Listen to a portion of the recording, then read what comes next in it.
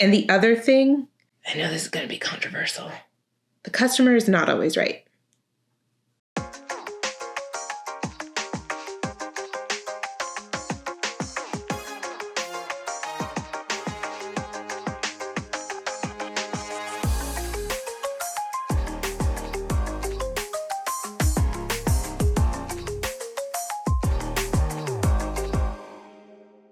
Hey everyone, welcome to today's episode of Behind the Signs. Hey Liz. Hi. How you doing? Yeah, making it. I know, right? It's been a busy day for me. How about you? How's work going? Yeah. Busy. My project manager's on maternity leave. Which means I'm project manager right now. But and accountant. Oh, and everything else I do, so. And salesperson. Okay. How are you doing? I'm good. I'm good. I'm just juggling a lot of stuff right now. Who are you? I'm Joe Aranella. I'm founder of SignTracker and now the resident sign guy at Inktavo. And I'm Liz, his co-host of Behind the Signs podcast, which is what you're watching. Yes. And or listening to. And also his daughter. Yes. Yes. So today I did my first 2 shop tours. I'm trying to videotape on my own. The first 2 are going to be shaky, but I promise to get better at them. Progress, not perfection. That's right. Behind the Signs, we're going to start doing shop tours. I think that's going to be really cool for the community. If you're interested in talking about that with us, let us know. And if I'm in your neighborhood, we can come and do shop tours. I do travel a lot for trade shows, so that would be awesome to be in your shop and do a little tour and do some videoing and show the world what you do. But in the meantime, I did 2 local shops here in Austin today. I did Lewis Signs, who we interviewed John Lewis on a podcast recently, and I did Rocket Banners, which is a small commercial vinyl shop. It was really cool. We had a fun time. Took a couple of the Inktavo team people to the shops, and it was fun. Before we get started, let's thank our sponsors, Liz, because they help us to bring this to the Behind the Signs community. They do, Joe. Who are they?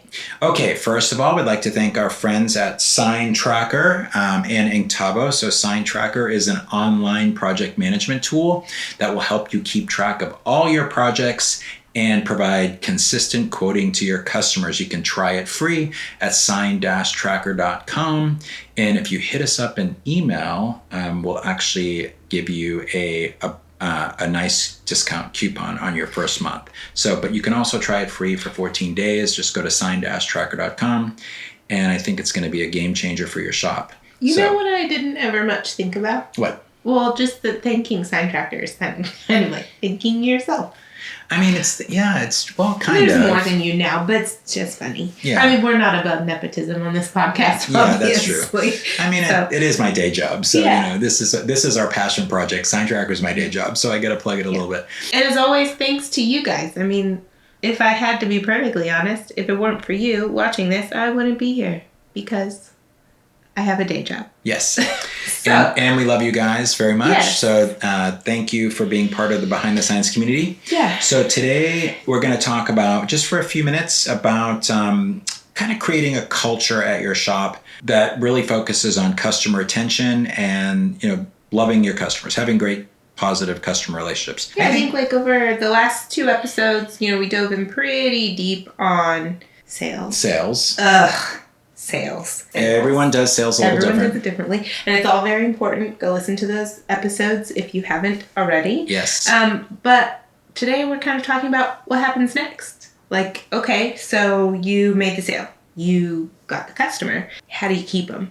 Right? And I think our goal today is to talk about how we structure our companies to develop that company culture of customer-centric. And then also kind of how do we build those relationships internally and externally, and then how do we make sure that those relationships that we're spending all this time and money building, how do we make sure they last? Well, I think too, in the sign industry, as most of you know, it's like in SignTracker, for example, or any other kind of, even I think about my janitorial business when I'm a janitorial business, right? Like we had a contract that was month to month to month. Right. And so, as long as you showed up and cleaned the office building, you were paid every month. So you didn't necessarily have to spend all the energy all the time getting new customers. Where in our business, your business, we live and die by the next sale. It's one of the things that makes this industry so hard. It's very, very hard, right? So, I mean, yes, I I know that each of you probably have customers that order over and over and over again. It'd be kind of cool to hear about some of the things that you do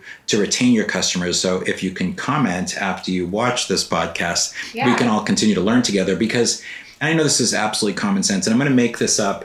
I'm making this up. I should have probably Googled this before we get started, but it's 1,000 times harder to get a new customer and way more expensive than it is to retain. Sure, people have done the math on this. Yeah. It's a shit ton more expensive. It's way more expensive. To get a new customer, right? To make that sale or build that relationship than it is to have that repeat business. Yeah. And so I think in our business especially, I mean, we all do projects, right? Where one person opens one shop and, you do the sign for them. Maybe it's a channel letter sign, and that's the end of the story. Mm-hmm. Although I think even those customers too, if you can figure out a way to stay, front and center in their minds, even those customers will tend to need more things, right? Absolutely. So whether it's window graphics or wall graphics or whatever. So you kind of talked about like how, and we kind of have a portion of this in our business, right? Like we do have design retainer agreements where it is a month-to-month thing, and that's different because that's more on the branding side of our business. But what about, you talked about for Newport Mesa Cleaning Company, how it was kind of a contract, or Coastal Building Services, however, both of them. Yeah. You had a contract where it was month to month, and even SignTracker. I mean, it's a subscription-based model, but it's SignTech. How did you kind of build that? Well, first of all, it started internally, right? So everybody, and some people liked this and some people didn't. I loved it. I had no doubts. Like customers is your favorite part of any business. Yeah. But every single business card, every single person, whether it was a salesperson or one of the co-owner, owner, designer, our business cards, and I did have owner on my card because people did like to know they were talking to an owner sometimes, but it was owner/customer care. My signature email says that now, founder/customer care. So every single person that had a business card at the company had /customer care. And I love that. And it was important for our team to know that was our mission. Mm-hmm. It was to take care of customers, and it was kind of cool for customers to see that too. And a lot of times actually back in the day when you really passed out your business cards to everybody, which you still kind of can, we would get a lot of comments on that, like, oh, that's really nice, customer care. So I think that was, I know that's a small thing, but it was kind of the basis for how we created the culture at our company, where everyone knew their job was a lot more than just about getting a job done and getting a job done right, which those are important things, but the end result was a happy customer. Mm-hmm. And that really came through in how all the work was delivered. We also, I feel like as everyone knows right now, our motto, do good work for good people with good people. And we really live by every bit of that motto, right? We go through a checklist, and often, does this customer fit or match our ethics, our beliefs, does this project align with what we want to put our name on?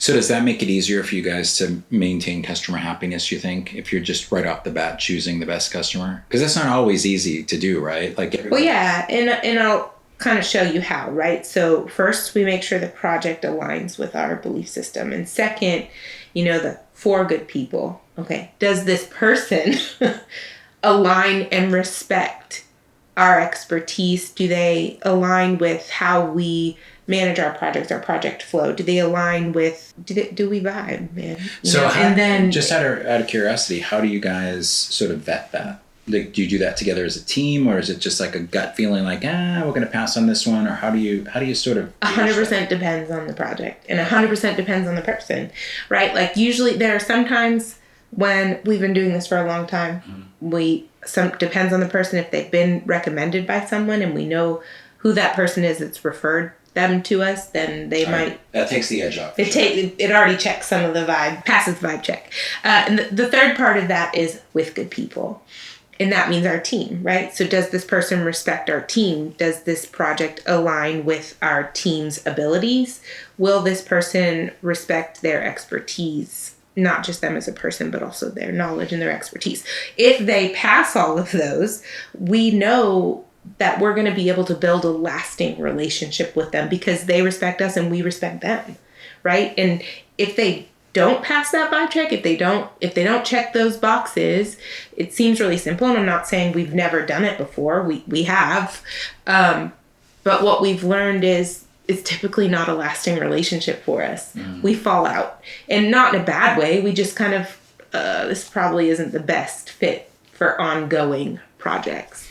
But yeah, we know that if it doesn't check those boxes, it's just, one of us won't be happy at some point. And it's okay. We're not for everybody, and everybody's not for us. There's so many companies out there to choose from, and there's so much business out there for everybody. So we don't have to be the right fit for everybody. And by being somewhat selective, we're not elitists in any way, but by being selective and knowing, hey, this is a good fit, we're going to do really well together, it sets us both up for success. And also what it does is, by having those checks and balances, it makes sure that every single partner that we have, our whole team respects them. Our whole team knows we're not just going to throw someone in there that isn't going to work well with us, with the way that we work. So by the time a project comes to their plate, they know it's been vetted. Like, this is a good one. And that way, when a partner comes to them and asks them a question, they give it their all every single time. And I would say, look, for you guys that are just starting out, that's not easy. Don't expect to be able to do that from day one. We had to learn that lesson. Yeah, because I was thinking, like, in the beginning, especially when you're trying to, make payroll or... 100%. And I think that we're, in some ways, this topic is a little bit past that. Right. I think that is sales, right? And that's where you kind of start. This is when you've gotten to a point where your cash flow is somewhat stable as it can be in this wild industry. But your cash flow is somewhat stable, and you're to a point where you can start kind of shaping. Yeah. Because the thing is... long-term customers. Because the thing is, too, at the end of the day, if you take on the wrong customer, it robs you of your time to take care of the good customers, right? So absolutely. And the good customers are hard to come by, as you absolutely. know. I mean, it's hard. I guess you'll get better and better at that as time goes on, for sure. But so we're structured very different, right? SignTech and studios are wildly different companies in a lot of ways. So at SignTech, you had salespeople. So how did you make sure that customer-centered culture that you were developing internal to the company, how did you make sure that was being communicated through each salesperson so you could develop long term? Well, I think it's similar to what you guys did too. Like, it took time. So at the beginning, we took on pretty much anybody that was willing to write a check for anything, because we had overhead and we were trying to make a name for ourselves and build relationships in the community. But I think as time went on and we built relationships where there's mutual respect and trust. And so then we started getting a flow of work. I think I've talked about this before too. A lot of times we held ourselves out as, knowledge experts in our space for signage, and we put a lot of effort into educating architects and property managers and all that kind of stuff. We talked about that, but I think those sorts of activities helped build a lot of trust in the community.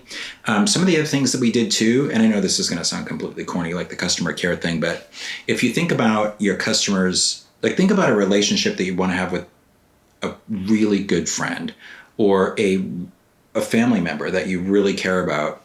And obviously it's a business relationship, right? So there's going to be boundaries and all that kind of stuff, but because sometimes people will take advantage of that too. But, for us, like national accounts, for example, we would always try to stay at top of mind, right? So, for us, I know you guys do some things that are super creative, staying at top of mind with your customers.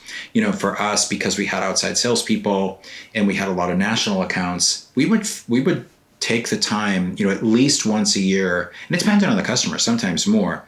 And we would fly, we had a customer in Buffalo, New York, for example, we would fly up to Buffalo. We would visit with them. We were doing all the family Christian bookstores back in the day when that was a thing. They were in Grand Rapids, Michigan. And, we would fly up there a couple times a year. We'd get together with the construction coordinator, and usually his team would take 2 or 3 people out to dinner and just really, in some cases went to their houses, got to know their families, and just, really built some strong connections with our customers.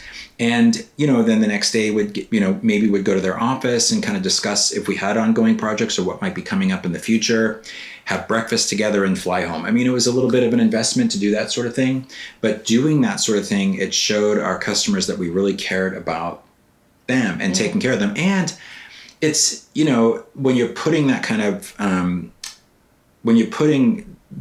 pressure almost on yourself to take care of your customers, almost like their family, they know, they feel that, they sense that they're taken care of. And when it came to things like pricing or quality, we had to make sure we were on top of our game if we were taking care of someone that we looked at, like you call them partners, but like part of our client family, Mm-hmm. And so, and we were always, making sure that we did things like that with our customers. And so I think, you have to go the extra mile, especially I think in our business, you have to go the extra mile to keep them coming back to your door. Because as you know, the competition down the street, they might be price driven.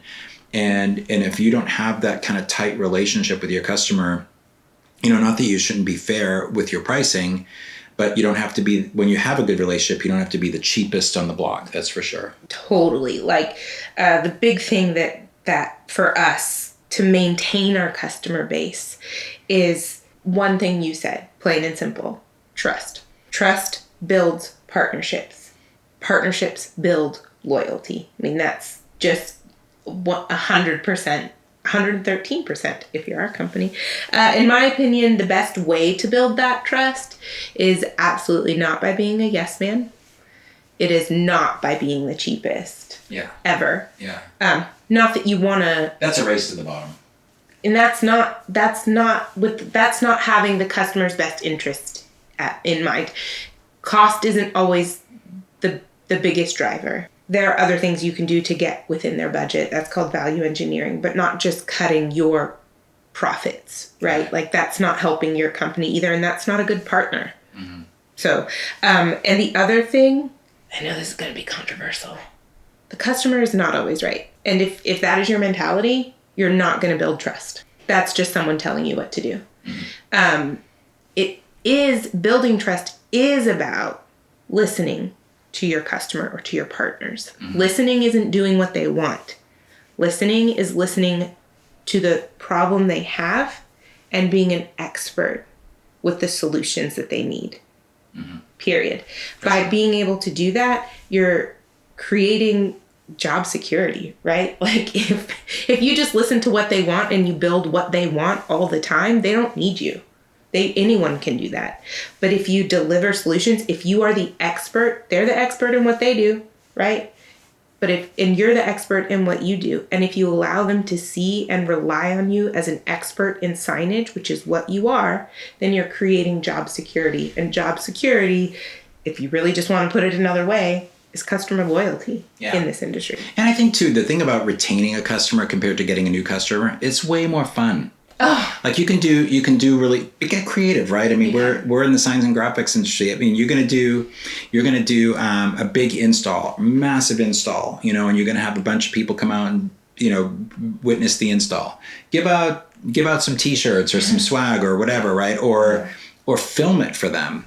Film it for them and get it to them so that they can put it all over their social media. It was a big sign being installed or whatever. There's a lot more those sorts of personal things that you can do on a project, makes them more vested in the project, makes them more excited about being part of the whole experience, mm-hmm. and makes them love you and what you do for them. So what we would do is we would take a bunch of completion photos of the sign, and so we had this template that we used, And, the very first page was like the cover page, and it had our logo and their logo. And then you opened it up and it had all the completion photos. So if it was a bigger project, maybe it might be 3, 4, 5 pages with all the photos. And then the very last page was a big thank you from your friends at SignTracker. And then everyone in the company signed it, and then we would send that out. Of course, we'd clip the final invoice to the back, but it all, we didn't just send a final invoice in a little envelope. Back here? Yeah. But we sent an 8.5 by 11 envelope, and it was nice and stamped, and would send it out. And of course, that really helped with getting paid because our invoice was, front and center. But it was just a really nice touch to make sure that the customer was happy. Also, we did something at our shop called the Happenings Report. And so every day we got a list of all the projects that were being done. And we're going to talk a little bit more about project management next month. But, we would have a list every day of what was being, what was done yesterday, what's being done today, and what's being done tomorrow. And it triggered action. So we would call. And when a project was completed, our project managers would immediately call the customer and ask them if they were happy. And even though we would punch list it, we would make sure the site was clean and everything was done correctly. Sometimes something missed an expectation. So if you were the person initiating a phone call to ensure that they were happy at the end of a project, the fact that maybe something needed to be fixed or cleaned or whatever, that you initiated it, makes all the difference in the world. It won't stick in their mind as a complaint, right? Mm-hmm. And then what's being done today, again, it would trigger customers, it would trigger action on our part to make sure that all of our T's were crossed, our I's were dotted, and everything was in line for the customer to be happy. And then what's being done tomorrow, we would contact the customers. And this is, look, we did a lot of electric signs. So depending on what you do, if you do banners or stickers, or maybe it would work a little bit different, but you kind of get the idea. But it's communication, basically, is what I'm saying. Mm-hmm. And so we would call the customer and say, hey, just a reminder, we're going to be out there tomorrow morning at 8 o'clock. Is someone going to be there? We need access to the space. Or, it's very exciting. We're going to have your project done tomorrow, and that sort of stuff. So, but, communication, I think, and ensuring, whether it's completed or about to be installed, that the customer was aware of exactly what was going on and that they were happy. We definitely email our invoices, so we don't print out that packet, but we do still do handwritten thank you cards for each project, right? That just is kind of a nice touch. We have everyone it's someone's job in our company to send out thank you cards, but she has a stack of pre-signed cards, and then she writes a personal message that either she works with me or the project manager or the sales team. Ooh, I said it. Or the lead, basically, right, of the job, or even the designer. So we do come up with a personalized message. That's nice. Sometimes it's punny, sometimes it's just sentimental. And then depending on who it is, we will throw a couple sticker type swag stuff in there. That's just kind of our after a project style of, it's kind of a form of retention, right? It's a strategy. But the other things we do is we remind people that we're here, right? So how do you get people coming back for more? Well, hey, I'm here. I'm still here. Yeah. Whether it's a single one-off business or not, let's say it's a construction company or, just a designer that you've worked with. We send out monthly newsletters. This is via email. Everyone that gets them has opted into them. But we do also remind people to opt into them either via our socials or just a message to someone. We also ask for reviews so that other people, that's more of a strategy for new work than it is for repeat business, but we do ask for reviews. Absolutely. But we send out this monthly newsletter. It's very well designed. It is not just thrown together. It is very much labored over. Every word is checked. It is very curated. And in that newsletter, it's not just work that we've done, which is really exciting for some partners to see their work featured in one of our newsletters or on our social media. Usually this goes hand in hand with a social media post that we've made that month. But that newsletter doesn't just capture a project that we've done, it also captures some tips for people that are reading it, or sometimes a tool that we've made, digital tool that they can download. And that's all free if you just opt into the newsletter. And that actually is you can measure the click-through rate on that, which is really nice. So you see if it's working or not. The other thing we do, as you guys I think all know by now, swag. We send out swag like crazy. People like it. We make sure our swag is really high quality. It's not, no offense to anyone that wears them, it is not polos. It's never going to be a polo. We made one company polo. Oh, I should eat my words. We did make one company polo.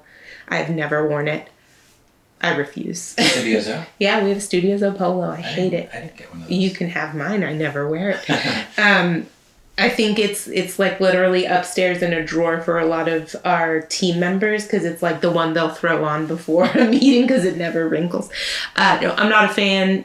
We don't do what they can get out of an foreign print style swag. But anyway, swag's a big one for us. And then also our annual end of year box is another just reminders, just kind of constant reminders. Hey, still here. I think that, the bottom line when it comes to customer retention is you focus on the relationship. So once a customer does buy something from you, how are you going to continue to have a business friendship and partnership with them? So anyway, and it's like I said, it's a lot cheaper to keep your customers than it is to get new ones. So just encourage you guys to get creative, have fun, remember that lesson.